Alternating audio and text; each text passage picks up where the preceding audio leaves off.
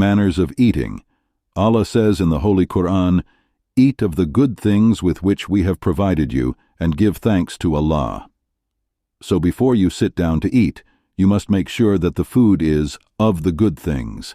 That is, it is halal. Never eat in a place where there is alcohol. Always wash your hands before you start eating. Before you start to eat, say, Bismillahir-Rahmanir-Rahim. Take a pinch of salt before starting to eat.